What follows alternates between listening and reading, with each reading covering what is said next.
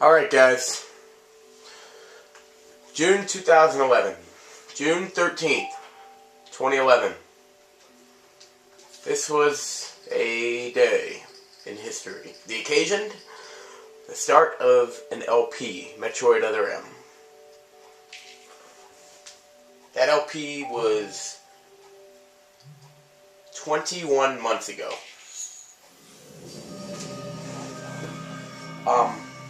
I apologize in advance if this is loud, but, well, I'll tell you why it's loud in a bit, in case you can't already guess. Try to have it good. Anyway, this is Metroid Other M, and this is one of my favorite games on the Wii. I tried to do this back in 2011, as you just saw, but it didn't go so well, and in this first episode I'll be sharing a brief history of that, along with how I feel about the game in general. So yes, this is a Wii game, and we have to use the Wii remote. How creative and original. And this is Metroid Other M. And this game is played with the Wii remote held on its side. I kind of skipped over that. Sorry about that. I should just show you how it works. Yeah, so we can start game, theater mode, gallery mode. We're not going to look at that stuff till the end. It's just like in Sonic Unleashed. You know, really. You know, the extras in this game. But really, this game is a lot like Sonic Unleashed. Just so you know, this is my first LP file. I meant to delete that. I'm going to introduce you to all my files. This is my first file. This is when I played the game for the first time. Actually, I'm pretty sure that this one is actually my second file. No, Slot 2 is my first file. Because I know I did more the second time I played it. Slot 2 is my first file. This is the one, and this is the second one I made, my LP. And as you can see, I didn't get far. Not that far. So that means that it's not going to be exactly like Twilight Princess, where I just delete a bunch of stuff. I mean, not delete. Delete is what I want to do right now. Right, you have to select the file, and then delete. See, some games you press the file and it just sends you in there automatically, but not this one. Now anyway, much like Sonic Unleashed, I consider this game to be extremely, not so much underrated, more overhated than Sonic Unleashed. I mean, Sonic Unleashed is overhated, but it's more underrated than anything. Like, no one seems to realize what a great game, but this game just gets so much hate. And it's just that kind of game that people like to hate on, apparently. Now the reason for the hate is pretty stupid. You turn it up because this game, as you probably already know, has voice-acted cutscenes. And believe it or not, that's the reason people hate it. I know, it sounds stupid. Well, let me put this clear. The voice-acted cutscenes were first introduced in Metroid Prime 3. And in that game, I think it got pretty much positive. I mean, I'm sure a few people didn't like it, but I think it was pretty good then. But in this game, I think it's also pretty good. But here's the difference. Samus talks. So, I haven't played Super Metroid, at least not all the way through. I do want to eventually. But I know this has something to do with it. That's a young Samus, I believe. This game was pretty much created for one reason. To continue more of the story .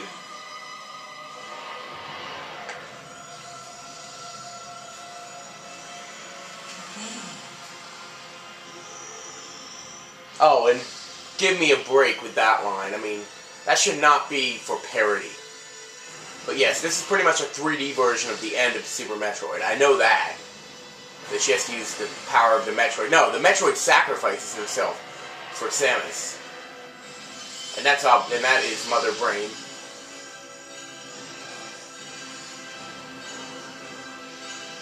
And you can see her health is actually going up. And so that means the Metroid sacrificed itself. And that was also the last Metroid, so it pretty much made its species extinct just to save Samus. It was considered one of the best video game endings of all time. I hope that was a pretty good backstory for someone who hadn't played Super Metroid.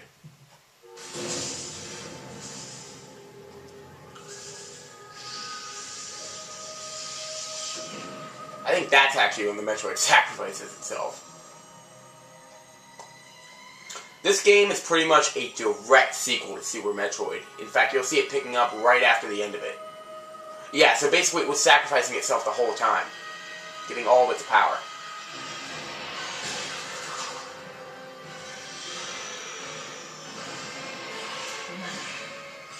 Time to go. What? Samus isn't supposed to talk. She's supposed to be a silent protagonist. You can't talk. Especially not when, at the end of a Super Nintendo game... Okay, guys, you gotta cut me a break with that. Even though I'm the one talking. But I am being paradoxical. Okay, so now's where it starts to pick up. After the Mother Brain battle, Samus, you know, you don't see these video game heroes do this that often. But after final battles, you'll sometimes see, you know, these characters aren't in good shape. We kind of saw it in Sonic Unleashed.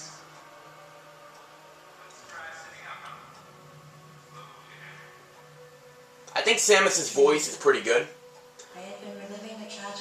I don't think it's the actual voice that people hate, though. I think it's the idea of Samus turning from a silent, cool character to more of a dramatic character.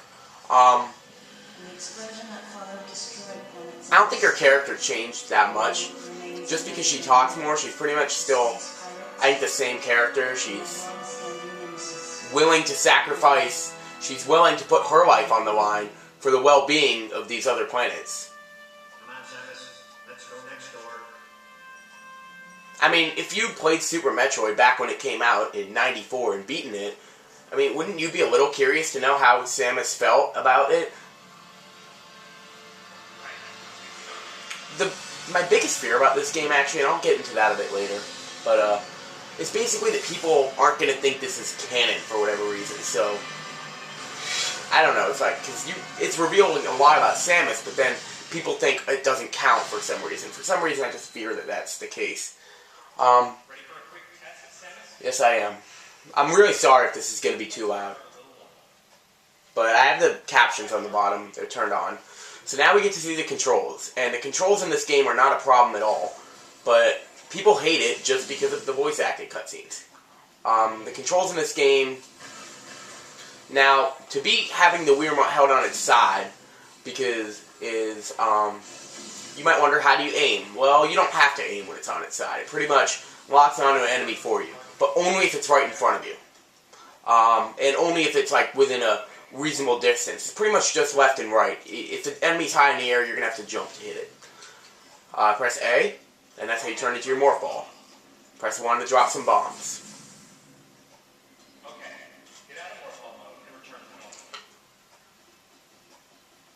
So, we pretty much get introduced with all our things.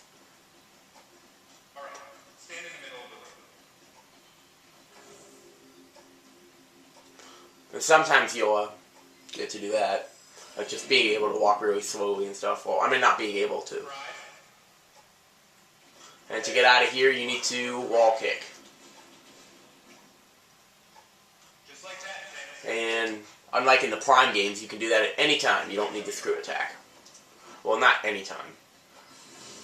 So here's some of our pals. They're actually just holograms. So yeah, this is Samus in recovery mode. So it's like, you know, it's like in rehab kind of. You know, like if you're injured, like if a professional sports player got injured, you know, they'd be in rehab practicing a bit. Maybe a baseball player would go back to the minor leagues for a while. It's like that. Reaction time. Now this is one of the coolest things about this game, the sense move. And you have to be good at this. You have to tap it right when it comes.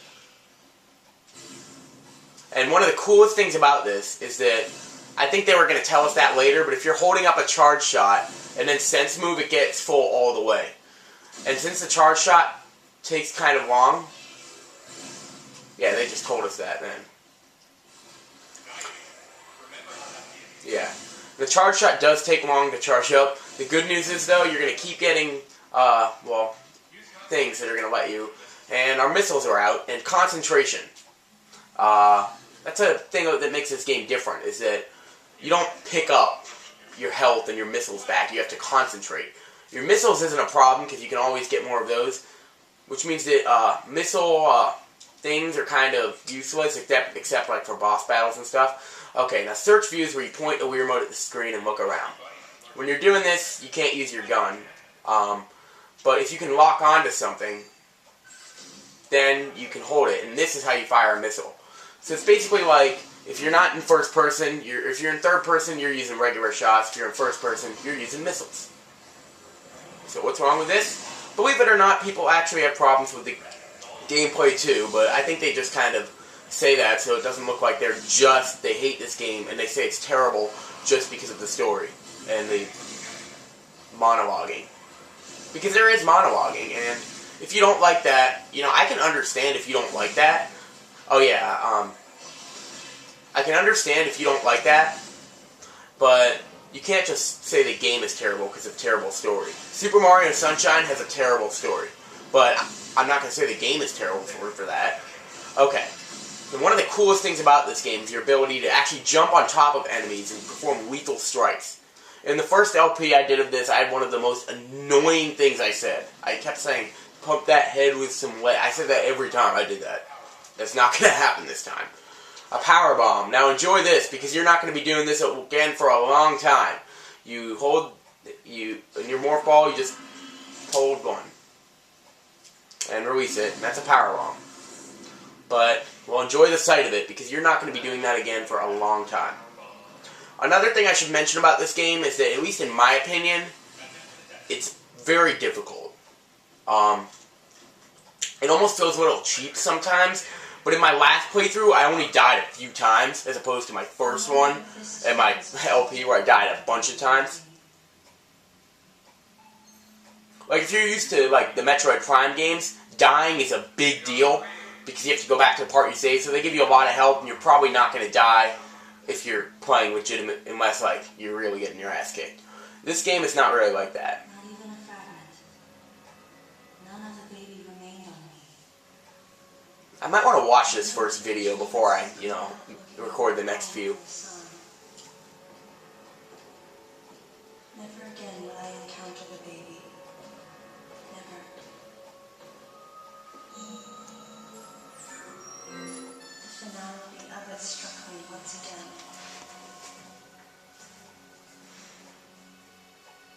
Mission completed. The planet Zebes was annihilated, and all Metroids were exterminated. Simple report. Almost dull even. But it felt momentous to me. It's basically like watching a book, and I have no problem with that at all, actually. I like the cutscenes in this game. I don't know how much time passed since then. Days went by in their quiet way. Oh, and if you think the game starts slow, it gets better. Like all games usually do. Relegated to a past concern of the galactic communities. Nothing more than a faded memory.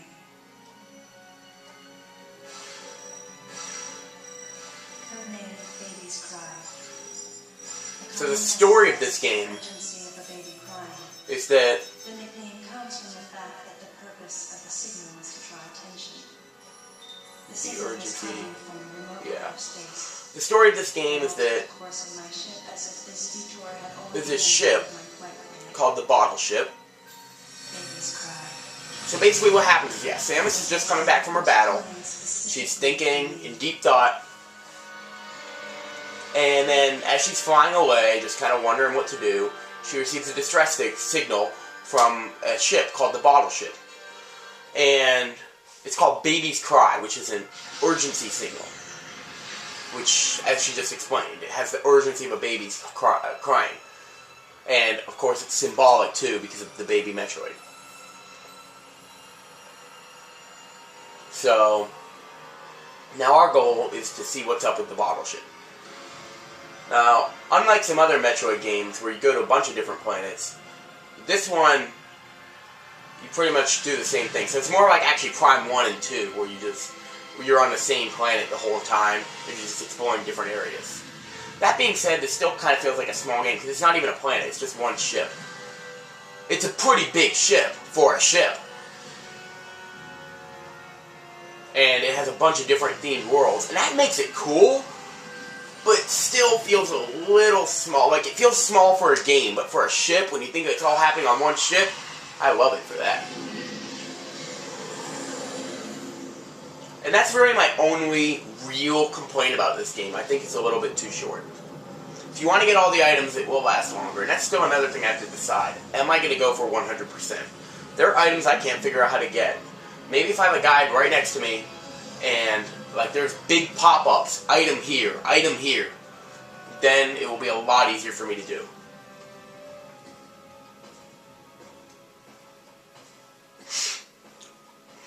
So, we have to find what made that signal, and what do we do, what is going on here, what do we do about it? And that is the game. The game pretty much has one central mission. There's going to be a lot of other subplots around it. So, a lot of times you'll be stuck in first person, unable to get out. And when that happens, that means that you're not going to be able to leave until you find something. And this case, it's pretty easy. There's one, I always like that. In fact, some of my most stuck things in the game have been trying to find what to find. So we see that we're not alone here. Because even though you spend a lot of time in this game alone, sometimes, not always, there's going to be other people with you. Even more so than Prime 3. So we've seen the introduction in this game, and in the next video, the gameplay is going to start. For real. So I'll see you guys then, and goodbye.